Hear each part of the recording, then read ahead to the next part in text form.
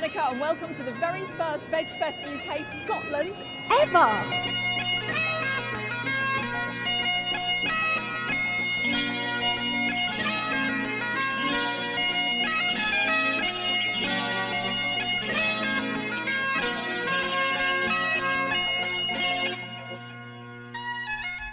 This year, veganism is making a huge impact all over the UK, and Glasgow, Scotland is really pushing at the forefront of the vegan revolution.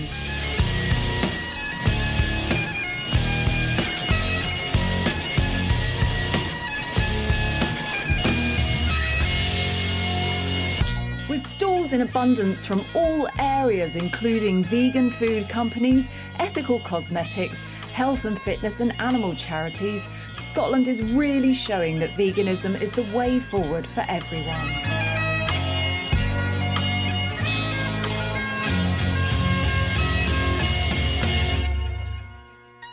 How is veganism taking off up here in Scotland? It's definitely happening more so. There's more knowledge spreading and people are learning more about it, and I think it's just a matter of time before there's a lot more people on it. Do you think there's a market for veganism up here in Scotland? Definitely. People are becoming more conscious of the problems we're causing for the animals, and yeah, there's definitely a market for it. I know we've just started up a business selling vegan foods and it's thriving. So yeah, there is a market. How is veganism taking off up here in Scotland? There is a change taking place, a palpable change. All of us here can feel it. Suddenly, the word vegan is normalised. Supermarkets are advertising food with vegan written all over it. We are on the cusp of very big change. So you definitely think there's a big market for veganism up here in Scotland? I think there is everywhere in Britain now. It is expanding, it's becoming normalised, and the market is growing, and it's going to continue to grow.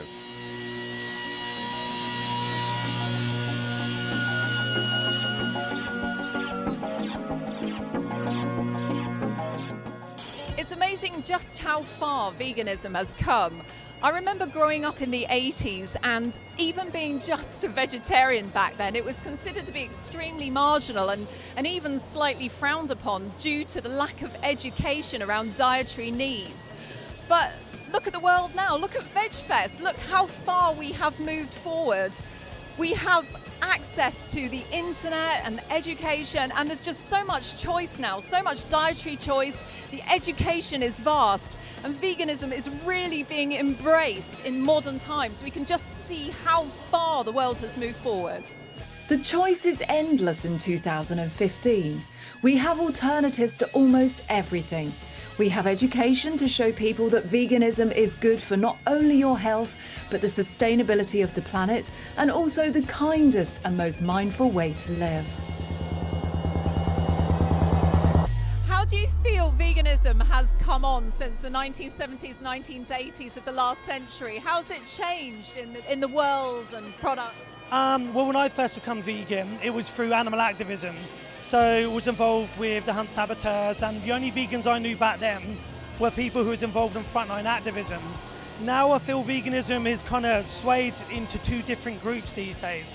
So veganism, as it used to be just about activists, it's now about food as well. So you have two different types of vegans in my view. You have kind of vegan foodies who meet and discuss food and go to different vegan restaurants, and you have vegan activists who go out and and promote veganism in all different forms and manners.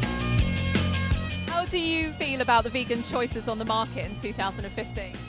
Very lucky. There's so many different vegan chocolates, there's marshmallows, there's cakes everywhere. Like in so many different cafes you can get vegan cupcakes.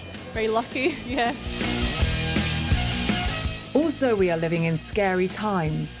The world has lost half of its wildlife over the last 40 years, and experts have predicted a huge human loss of life in the next century unless we are able to feed the world's ever-growing population. If the world was to stop destroying its forests for land to graze cattle and to grow food for livestock, and instead were to swap to vegan food production, we would be able to sustain our ever-growing population with greater success.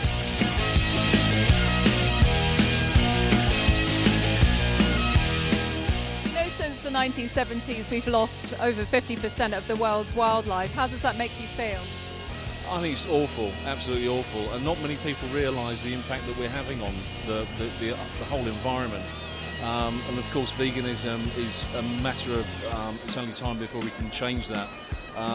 It's people have to realise what's going on, you know, and the environment is changing. We can do a heck of a lot to make that change.